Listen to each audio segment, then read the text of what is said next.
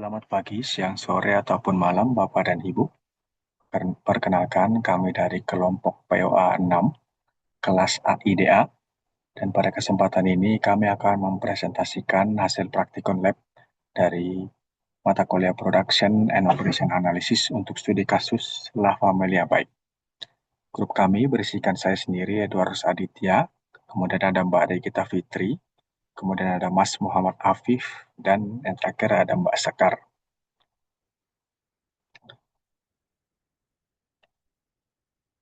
Berikut adalah sistematika presentasi dari kelompok kami. Kami akan membahas beberapa bagian utama. Yang pertama ada forecasting menggunakan time series decomposition dan Holtz method. Kemudian di modul 2 aggregate planning dengan pembahasan overtime plus loss of sales dengan subcontracting. Kemudian modul 3 kami akan membahas MPS dan MRP, Master Production Schedule dan Material Requirement Planning. Kemudian pada modul 4 kami akan membahas load sizing. Modul 5 kami akan membahas inventory dan scheduling. Kemudian yang terakhir akan ada kesimpulan dan juga rekomendasi untuk strategis dari perusahaan.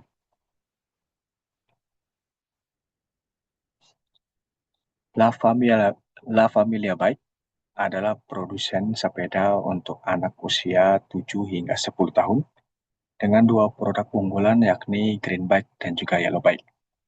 Perusahaan memiliki 85 tenaga kerja tetap dengan jam kerja 8 jam per hari. Data historis yang kami analisis mencakup periode tahun 2019 hingga 2021 dengan total penjualan yang terus meningkat dari sekitar 62.000 unit di awal tahun 2019 hingga mencapai 88.811 unit pada Desember 2021. Tren positif ini menjadi dasar analisis untuk seluruh modul nantinya. Kita masuk ke modul 1 forecasting atau peramalan permintaan.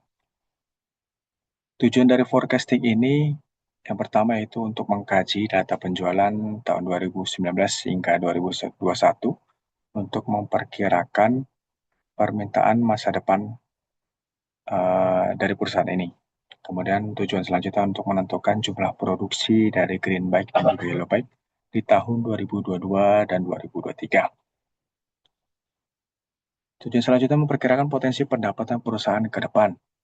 Kemudian tujuan dari forecasting ini menjadi dasar perencanaan produksi dan pengelolaan operasional, serta mengevaluasi keputusan investasi, entah pabrik baru, gudang, atau keduanya.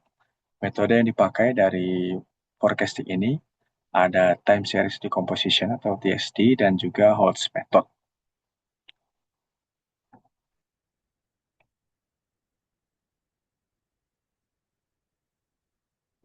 Metode TSD menghasilkan level sebesar 59.823 dengan tren 758,68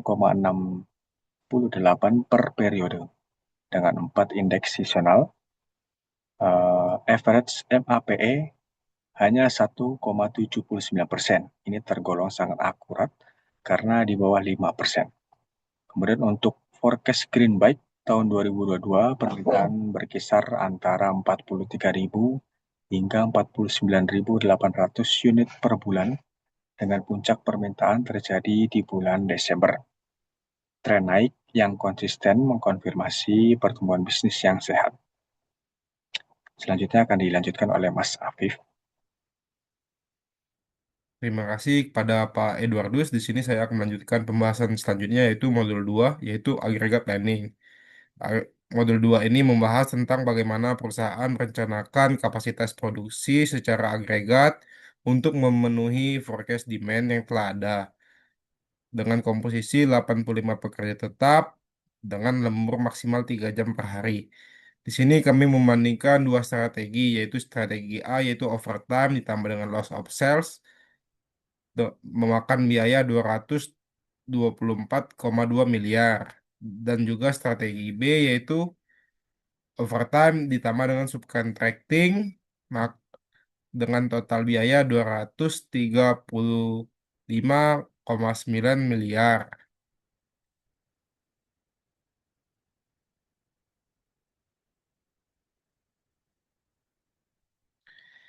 Nah, dari grafik perbandingan ini terlihat jelas bahwa strategi A bisa lebih hemat 11,7 miliar dibanding dengan strategi B.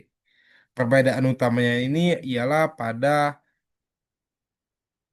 biaya lembur, di mana strategi B ini membutuhkan biaya lembur sebanyak 24,7 miliar karena harus memproduksi lebih banyak untuk menggantikan unit yang disubkontrakkan. Maka strategi A memang menghasilkan loss of sale sebanyak 19,46 19.046 unit, namun biaya total lebih tetap rendah dibanding dengan strategi B. Maka rekomendasi dari kami ialah memilih strategi A untuk melakukan efisiensi biaya. Selanjutnya yaitu Bill of Material dan Assembly Chart. Selain perencanaan kapasitas, modul 2 ini juga mencakup analisis structure product. Sepeda Lava Milia ini terdiri dari 4 level Bill of Material, yaitu yang pertama finish product, di level atas assembly satu, sub assembly satu, dan sub assembly satu, hingga komponen dasar di level terbawah yaitu body part 1 unit, hub 2 unit, rim 2 unit, spoke 30 unit, dan juga tire 2 unit per sepeda. Struktur ini menjadi fondasi awal untuk perhitungan MRP di modul berikutnya. Selanjutnya yaitu modul 3, di mana akan membahas tentang Master Production Schedule dan juga Material Requirement Planning. Nah, MPS itu ialah jadwal induk produksi yang menentukan kapan dan berapa unit yang harus diproduksi per periode berdasarkan forecast dan juga customer order dengan mempertimbangkan safety stock, lead time, lot size, dan juga time frames. Nah, untuk MRP atau Material Requirement Planning ini ialah perencanaan kebutuhan material yang harus menghitung gross requirement, net requirement, dan juga plan order release untuk setiap komponen berdasarkan struktur BOM dan juga Master Production Schedule. Nah, dengan safety stock 8.750 unit, on hand awal di 500 unit, dan lead time 1 periode,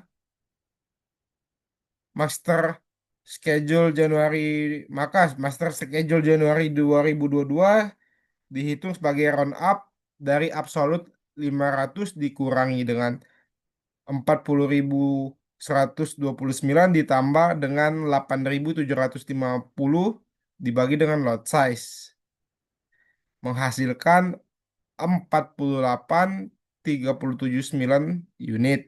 Terlihat dari grafik bahwa master schedule selalu lebih tinggi dari forecast karena mencakup dari buffer safety stock, available to promise atau ATP, juga menunjukkan berapa unit yang masih dijanjikan ke pelanggan yang baru. Mungkin sekian pembahasan dari saya, akan dilanjutkan oleh Mbak Sekar. Baik, selanjutnya adalah Material Requirement Planning atau MRP. Untuk alur perhitungan MRP sendiri, yang pertama adalah Gross Requirement, kemudian Schedule Receipt, kemudian yang ketiga adalah Net Requirement, yang keempat adalah Plan Order Receipt, dan selanjutnya yang kelima adalah Plan Order Release. Nah, kemudian untuk setiap komponen dan item MRP tercantum dalam tabel berikut ini. Untuk setiap komponennya memiliki masing-masing lead time yaitu 1 atau 2 minggu. Kemudian untuk lot sizing ini terbagi menjadi dua yaitu lot for lot ataupun EOQ. Selanjutnya, untuk yang keempat yaitu lot sizing. Lot sizing ini berguna untuk menentukan ukuran lot yang optimal sehingga biaya persediaan baik biaya ordering, holding cost pada setiap komponen itu bisa diminimkan. Kemudian untuk lot sizing sendiri ini dibagi menjadi dua cara penghitungannya yaitu LUC atau less unit cost, kemudian ada WWA yaitu Wagner-Witten algoritma. Untuk LUC sendiri ini adalah perhitungan di mana kita memesan lot selama unit cost-nya masih turun atau sama. Ini cara yang efektif dan mudah untuk melakukan penghitungan. Kemudian untuk WWA sendiri yaitu pendekatan matematis opsional menggunakan dynamic programming untuk horizon yang penuh. Selanjutnya di sini terlihat tabel perbandingan hasil outsourcing LUC LUC versus WWA tadi ya. Untuk biaya komponen ini sudah dibagi menjadi masing-masing biaya. Yang pertama adalah biaya ordering cost, kemudian yang kedua setup cost, dan yang ketiga adalah holding cost. Ini untuk setiap komponen memiliki biaya masing-masing, dan di holding cost ini kita bagi untuk biaya setiap unitnya. Sehingga dari hasil penghitungan yang sudah dilakukan untuk hasil LUC itu, karena holding cost yang dimiliki oleh La Familia Bank ini tinggi, misalnya untuk tire itu sendiri di 6.500 per unit dengan demand yang sangat besar. Kemudian untuk LUC sendiri ini cenderung menghasilkan lot sizing yaitu lot for lot untuk memesan setiap periode sesuai kebutuhan. Seperti itu. Kemudian untuk metode WWA ini menghasilkan solusi matematis yang optimal dengan dynamic programming yang mempertimbangkan seluruh horizon perencanaan selama 12 periode. Kemudian untuk rekomendasinya yaitu membandingkan total cost dari LUC versus WWA pada masing-masing komponen. Kemudian untuk kita bisa memilih metode dengan total biaya yang lebih rendah bagi setiap komponen secara individual. Seperti itu. Jadi bisa mix. Baik, selanjutnya saya akan menjelaskan mengenai Kanban dan Machine Scheduling. Untuk sistem Kanban dihitung per komponen di setiap work center. Contoh, untuk tire di WC1, kapasitas kontainernya 30 unit, dengan expected lead time-nya 0,90 jam, yaitu dengan perinciannya plus 0,5 ditambah dengan delay 0,2 ditambah move 0,2. Rumus Kanban sendiri yaitu N sama dengan demand dikali lead time dibagi kapasitas dikali faktor safety. Untuk Machine Scheduling, data waktu pengerjaan ketiga komponen rem ditentukan. Kaliper membutuhkan waktu terpanjang di milling mesin, yakni 10 menit. Kemudian selanjutnya saya akan menjelaskan mengenai work phase scheduling. Untuk kebutuhan tenaga kerja harian bervariasi. Selasa dan Jumat tertinggi dengan 65 pekerja, Rabu terendah dengan 55 pekerja, sehingga total mingguan adalah 423. Dan karena setiap pekerja bekerja 5 hari, minimum pekerja yang dibutuhkan adalah ketika angka 423 dibagi 5 sama dengan 85 pekerja. Untuk metode TPB, bekerja dengan memilih pasangan hari libur dengan kebutuhan terendah secara iteratif. Hasilnya, pasangan Rabu hingga Kamis mendapatkan libur terbanyak yakni 22 pekerja, dan setelah 85 iterasi, semua kebutuhan terpenuhi dengan nilai remain 0 atau minus 1, yang berarti tidak ada kekurangan pekerja. Kemudian untuk alur integrasi. Kelima modul ini tidak berdiri sendiri, melainkan saling terintegrasi. Forecast dari modul 1 menjadi input aggregate planning di modul 2. Outputnya berupa rencana produksi yang jadi dasar MPS di modul 3, dan MPS kemudian di breakdown ke level komponen melalui MRP. Ukuran load dari modul 4 menyempurnakan rencana bersama pemesanan di MRP, dan akhirnya Modul 5 memastikan sistem produksi dan tenaga kerja siap menjalankan rencana tersebut. Ini adalah satu ekosistem perencanaan yang utuh. Kemudian selanjutnya yaitu key numbers. Berikut adalah angka-angka kunci yang merangkum seluruh analisis kami. Penjualan puncak mencapai 88.811 unit di Desember 2021. Akurasi forecast sangat baik dengan MAPE hanya 1,79%. Dan total biaya produksi optimal dengan strategi A adalah 224 miliar, master schedule Januari 2022 sebesar 48.379 unit, dan seluruh operasi dijalankan oleh 85 pekerja yang dijadwalkan secara optimal menggunakan metode TPB. Kemudian untuk kesimpulan dan rekomendasi, ada 4 poin kesimpulan utama. Pertama, yaitu gunakan TSD sebagai metode forecasting utama karena MAPE-nya hanya 1,79%.